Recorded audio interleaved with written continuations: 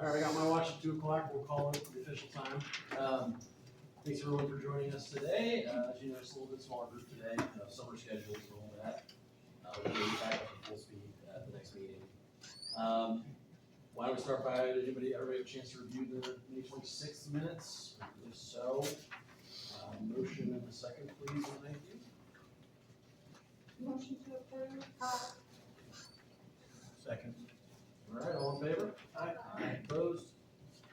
Thank you very much. We will move right into our operations update from CoreCivic. So we're still working on ACA collection and still on track for the August 2027 summer panel hearing. We had an annual sprinkler inspection completed by an outside vendor and no city inspections since the last meeting. No detainees under age 18 have been housed at the facility. We're in compliance with the staffing ratio at 0.59. Our facility count is 303, 218 males, 85 females. No issues with the grinder. Progress on the tree line buffer. We had a survey of the property completed and submitted the plan to planning and zoning on 5/29. Planning and zoning will be meeting with our VP of real estate on site this week to discuss. We have 15 volunteers that have provided all necessary background paperwork and clearances are completed, and our first volunteer training is scheduled for July 11th. We have 4 more volunteer applications pending, waiting for documentation to submit for background checks, and we have various religious organizations, Catholic, the New Hope Church of Nazareth, First Presbyterian, Archdiocese, St. Patrick's Catholic Parish that are all, we're waiting for RSVPs for the first volunteer training. And that's all I have for operations. Just confirming, planning department told me they're meeting with your staff tomorrow on site, so, for the trees. So that is in motion. Other than that, I have, again, no further updates on the special use permit compliance as far as we know. CoreCivic is in compliance. All right, so there was a request from some of you on the CRB to review the commissary menu and prices. That is provided in your packet. If I was going to turn it over to Missy, just kind of walk through it, and if there were any specific questions, let me know, or let Missy know, I should say. Missy? Yeah, so basically, what we do is we compare our prices to convenience store prices just because of the buying power of the company. So not compared to like Walmart or major grocery store chains or anything like that. And then there is a markup on those prices that are still comparable to convenience store prices. So every year we go out and we do what we call a market basket comparison. So we take basically over a year of sales, 25 top items. We look at them by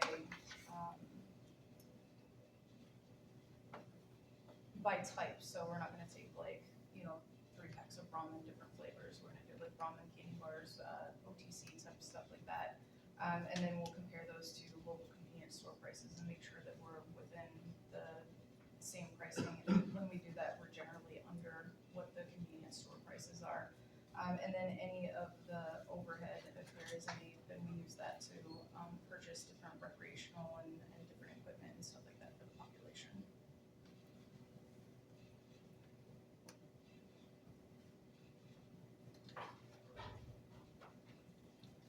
Any specific questions from our group? I did a little bit of just checking, that was a concern that came to me. And, I haven't been like a convenience store, I'm more of a Walmart. But in general, and for people who are listening, there is markup in corrections at different levels. And what I found was CoreCivic was kind of at the medium level, not at the lowest, and certainly not the highest. And I think that goes to some of the buying power they have because it's large. But it'd be nice if we can bring it down a little bit, because a lot of our detainees are coming in with little or no funds. So that's a concern. And if it's possible to bring it down some, that'd be great. Yeah, so what we do is we either do a 30% margin or 30% markup, and we've already have it at the reduced markup rate versus the margin rate, so it's already at a 12.7% reduction. What we have to do is make sure that we're able to pay the commissary bill and have the inventory in stock and everything. So at this point, we haven't really made any profit so anything that we've been buying for the population has been out of our budget, not out of commissary sales, so, we're not in a position to do that currently, but, it is something that over time we can look at, making sure that we're still in compliance with like the convenience store prices and stuff, but if we find that we're gaining a bunch of, money in that account and it's like not necessary, then we can look at that overall reduction, but we're just not there yet. Are the items that are in the commissary, are they specific to corrections in terms of packaging and things like that? Like there's like with your vendor or? No, not really, it's just the vendor that we use, we have a contract vendor that we use, so, we look at different items and like right now we started out with a smaller list just because our population is small, so that we're not keeping a bunch of things on the shelf and not using them and they're expiring and we're throwing them out, so just like when I'm out doing rounds and stuff, I'm like, what do you guys want added to the list? And if our vendor provides it, then we'll go and we'll say, hey, we wanna add this. Okay, that answers the question. I know, go ahead. When you say convenience store, you mean like Quick Trip, 7-Eleven? Why? Why not Walmart? Or, I'm looking, like one of the things on the left column is shoes. I can't get shoes at Quick Trip. And my experience is usually convenience store prices are higher.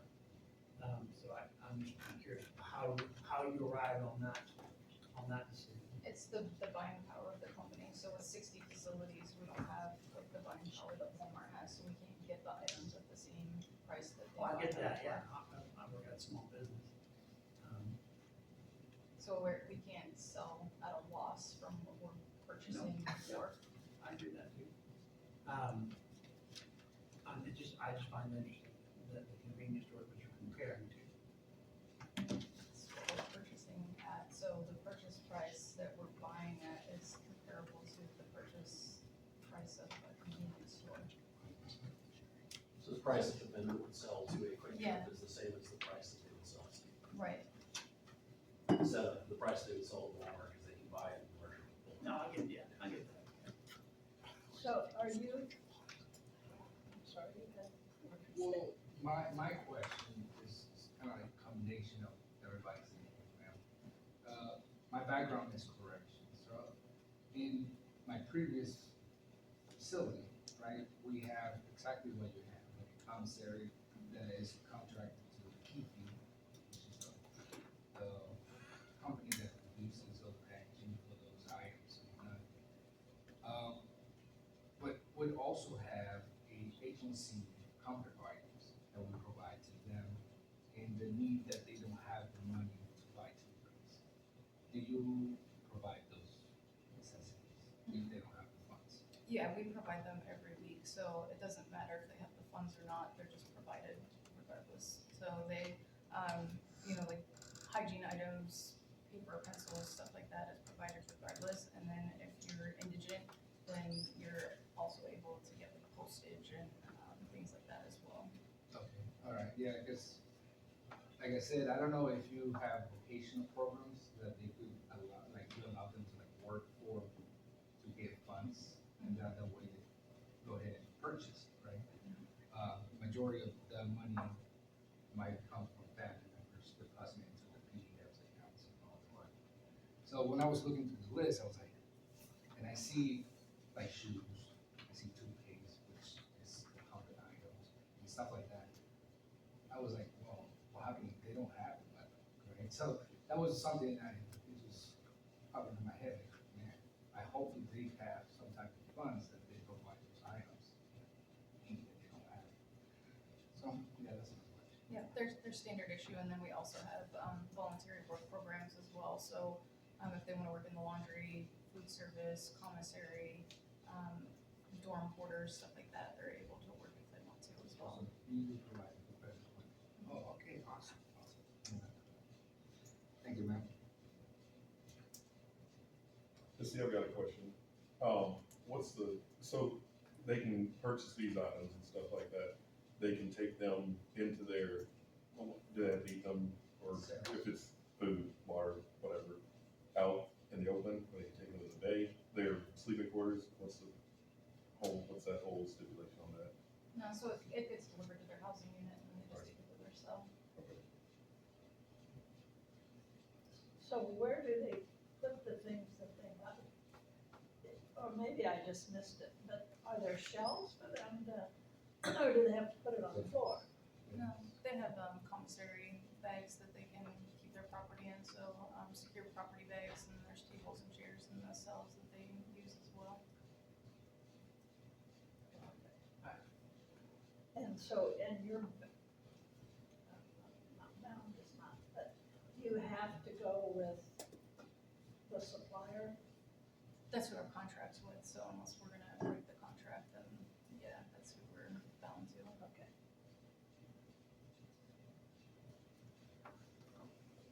Any other questions? On that item? No. Go ahead, sir. Not in the items purchased. My question would be more, have you been reported that blood pressure is an issue, medication dispensary has been an issue? So, reminder, if you get those kind of complaints, put specific items on here for them to address, so that way everybody gets them at the same time. But happy to address those, right by you, okay? No, it's okay, we appreciate you bringing it to us. So let's move on to the, other item on the agenda, overview of daily routine and CoreCivic employees. I think, some of these questions actually feed right into that. This was a request by one of you all, to kind of walk through what happens every single day, inside the facility for, somebody who is detained there. CoreCivic, I guess, start from the morning, go from there. So we have, 7 formal counts throughout the 24-hour period, at least 2 of them on first shift. The kitchen starts opening at 2:30 in the morning, and then the day room's open at 5 o'clock. Breakfast meals served at 5 a.m. In correlation with the diabetic call. And then recreation starts at 8 o'clock, and the dorms rotate to different recreation times, so they don't go at the same time every day. Pill call also starts at 8 o'clock, sick call at 9:30, the lunch meals at 10:30, dinner meals at 5 o'clock. All the different voluntary job assignments start at different times, just depending on the schedule and the shift and when our staff are doing those tasks. So, like I said before, we have food service, laundry, barber, commissary, housing unit are the positions we have open now. We'll be adding positions as we really get into the full building schedule. Then we have different chapel moves throughout the day and in the evenings, and then pod activities in the housing units when the day rooms are open. They have access to the televisions, game carts, LexisNexis computers, printer. They have the PS5 game stations, the tablets, which have access to phones, video visits, self-study programs, books, movies, music. And then, like a librarian comes around and does a book call every day, so they can go and check out books, so she changes the books on the cart every day. And then lockdown for evening is at 10 p.m. and we actually extended the lockdown to 11:15 temporarily for the World Cup.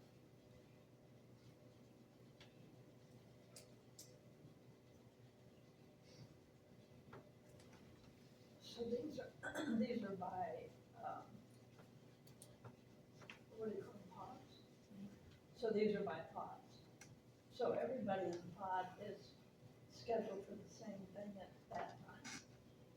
No, there's a building schedule, so, like, it'll go, starting time, so pill call will start at 8 o'clock, and then there's a will pod to pod and do the pill call, so it might end at 9 o'clock, or depending on how many dorms we have online, it might take longer.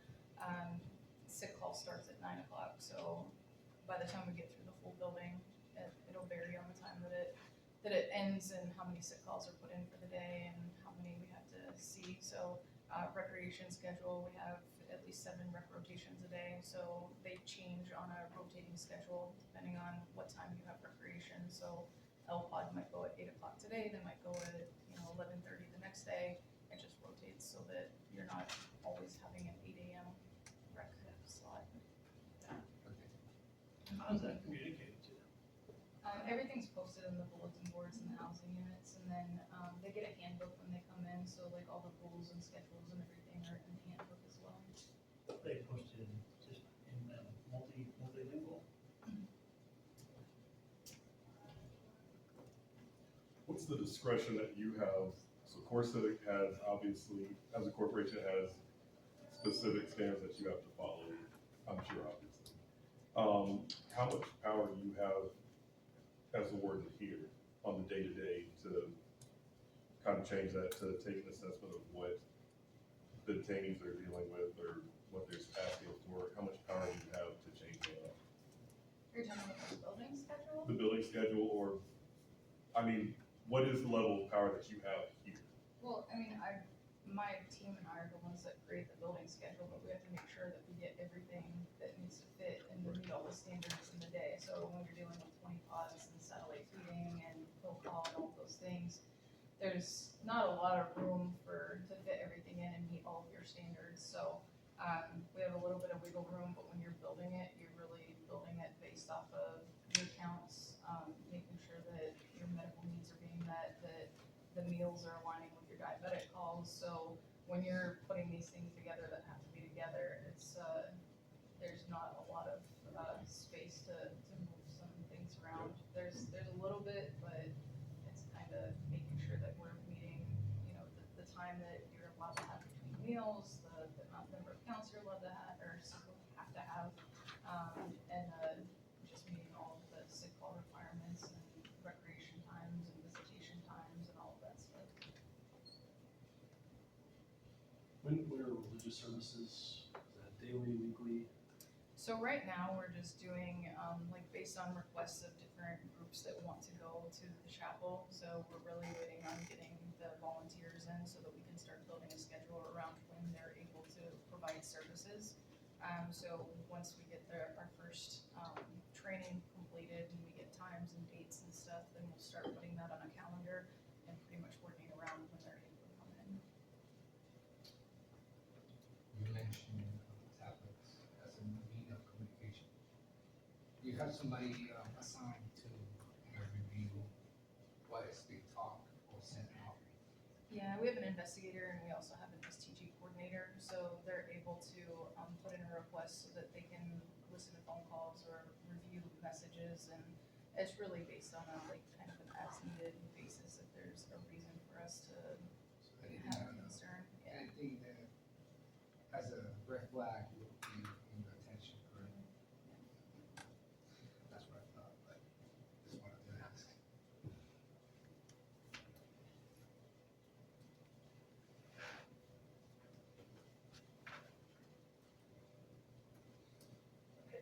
Could you talk a little bit about the chapel service? Okay, so right now they just go to the chapel and they're like, just praying on their own. Again, so does each pod have their own time to go to chapel, or what?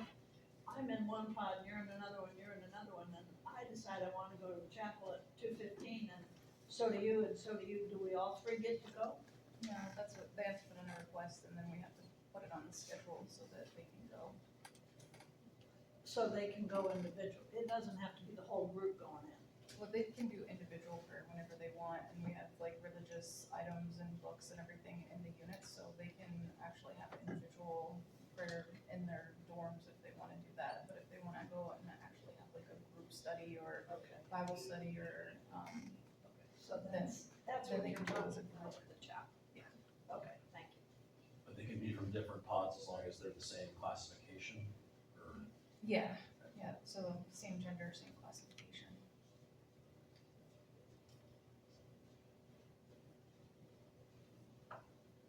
Any questions on daily routine?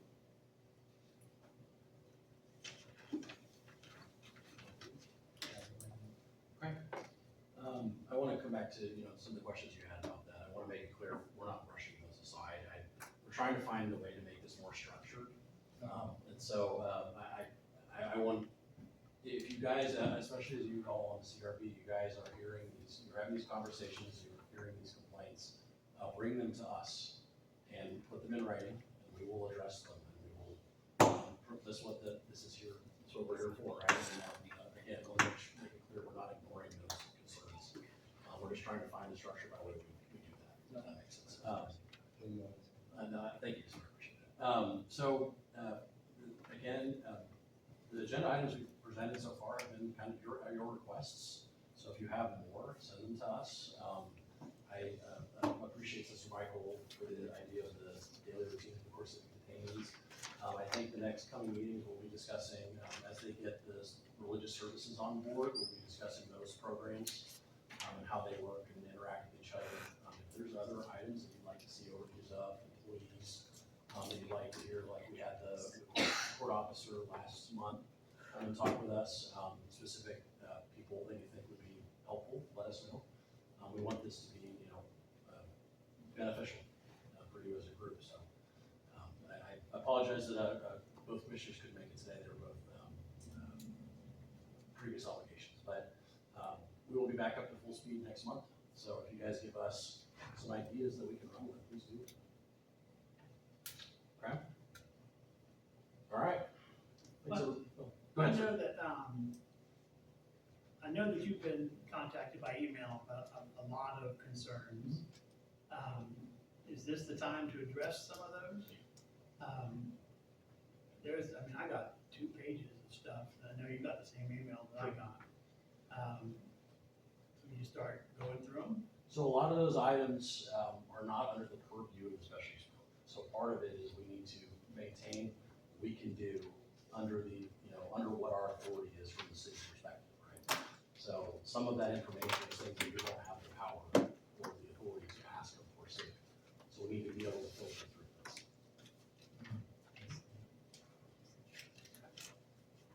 I'm just curious, the progress on, I know you were gonna convert, and instead of having volleyball as an activity, that you were going to do like a half court soccer. Yes. How's that? So we have quite a few permits in with the city right now. Some of them have come back, some of them are still pending, but we do have construction crews that are on site and starting some of those items. It's just gonna be a matter of which ones we can start at what time. So Sure. they started, having stuff shipped for some of the projects, and so they're gonna be starting next week, and then just have to have a plan on which ones can coordinate with each other and we can still function and run the Right, building. sure. So it's in one of the permits. I don't know if we got that one specifically back yet, but No, I thought that was a good idea, since you said, they weren't using volleyball. Yeah. They weren't playing volleyball, so why have volleyball if there's no one that's, so I think that was really that was a good idea, so I was just curious. yeah, it's still in the plans. I just don't have the exact time frame, but before the snow falls. Just a quick question for Chief. Did you have any calls for service out there in the last month? No calls, no police activity at all. And I will go back to one of the things you did, the medical concerns, those have been addressed, of course. We just can't discuss them because of any violations, but. Sure. I'm glad you came back to it too, because what's sticking in the back of my throat is the committee does have purview if they're not in compliance with, I'm gonna get the initials wrong, with ACA and NDS. And if they're not, then that's a problem, and then we do have an issue, right? Because that's part of the SUP. I think you would need to, where you need to fall back on that though, is that is on the ACA to determine if they are in violation of the ACA. Now, if they come to us and say they are in violation, then they violate the SUP. So for example, we can't tell the state fire marshal that CoreCivic is in violation of the state fire marshal requirements. But if the state fire marshal comes and tells us that they are, that they have, that they're not in compliance, then they are, by the law of the special use permit, then they would be not in compliance anymore. But we don't have this person on staff that can say you're not in compliance with state requirements. So let me get, say there's a complaint that comes in and it's in violation of the ACA, but the ACA hasn't accredited it yet. So these violations could happen without oversight. I Is that think- what I'm hearing? That would determine A, what attorneys feel are appropriate, right, and that's beyond my purview. But, also it would be behooving upon the SUP, what it says specifically as to the language of the ACA. And also, I think that's where you would get the two, sides in play in terms of the CoreCivic legal team and the city. So, now a violation can occur prior to accreditation. It's a matter of who determines that that is the violation, if that makes sense. And how does that get reported? Report it to us. Every complaint or every verifiable complaint that gets reported to me, I send to our city attorneys. And they determine from that point forward how to proceed. And do you have an ACA expert to really pursue that if it is? I don't think we do. You know, we could talk to our city commissioners about that if they want to, You know what? contract somebody. It just, so there is oversight that people know what they're doing when they're looking at it. Sure. That, you know, that's accreditation. And we wait till 2027. I think if we find those concerns, address them, make those corrections prior to accreditation, I think that's a safety positive. It's transparent, and it goes to what the spirit of this community is for. You think it might be worth, so maybe we could consider finding somebody to contract with that, I don't know if ACA has accreditors or inspectors, I don't know if they have auditors or. I think we have people here Okay. that aren't here today, that are, I think, Mr. Grande and. I think, yes. So maybe, just to, you know, it could be just a second set of eyes on it. We'll look into that.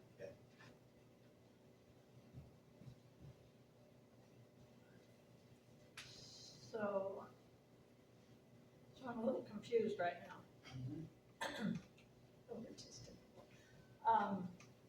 Okay, so if someone says that they have a complaint and they bring it to one of us, but it doesn't specifically fit under the SUP,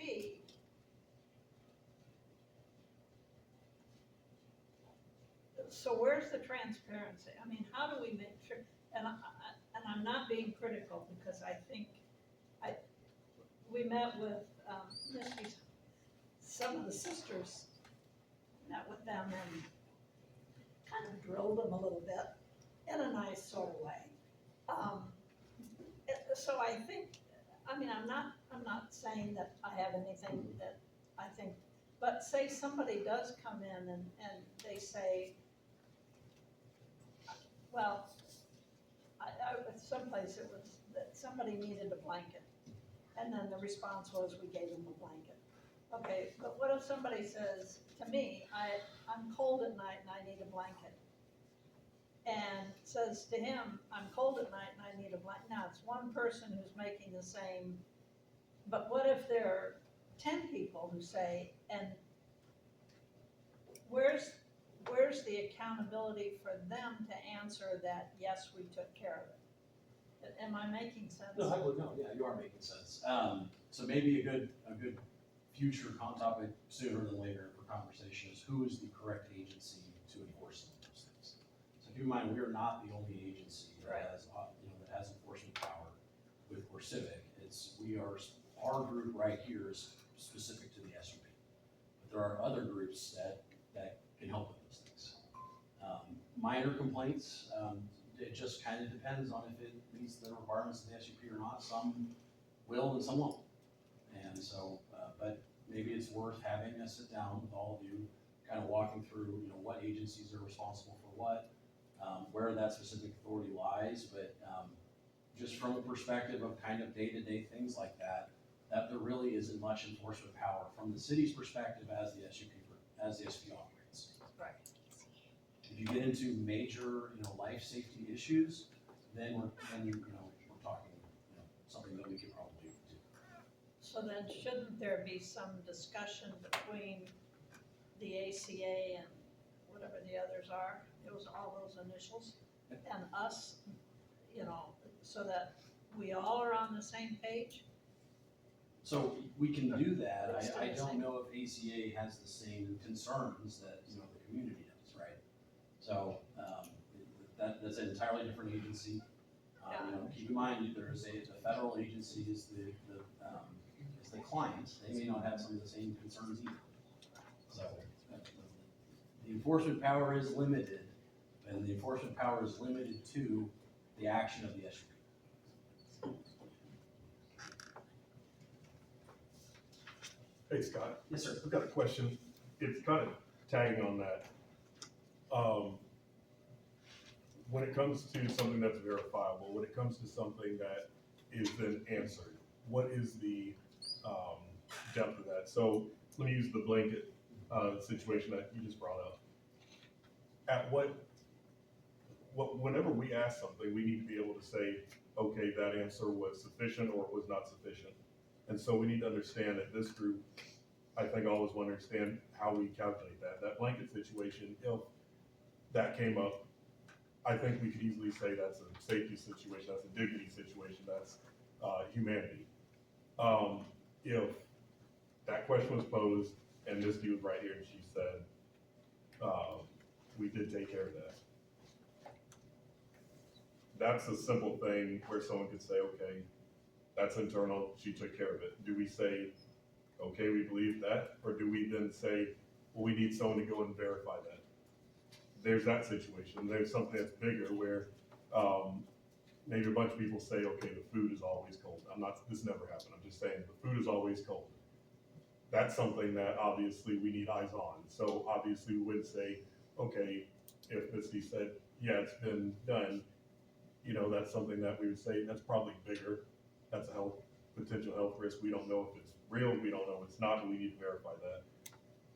At what level do we say, okay, if Misty and the team says, we corrected that, do we say, that's fine, okay, thank you? And at what level do we say, then we need to verify that? Because I think one of the things that at least I don't necessarily want to get into is the weeds of every small thing that comes to it.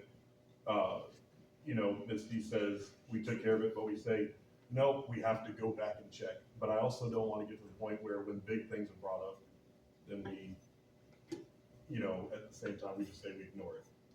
So how do we here get to the point where we understand what is verifiable internally and say that's an internal matter and things that we need to verify? Like, how do we get there? I don't know if I have an answer for you today, but yeah, it's absolutely a conversation to have on what that balance is. Right. I think we're all kind of figuring this out as we go. But I share your concern on that. All right.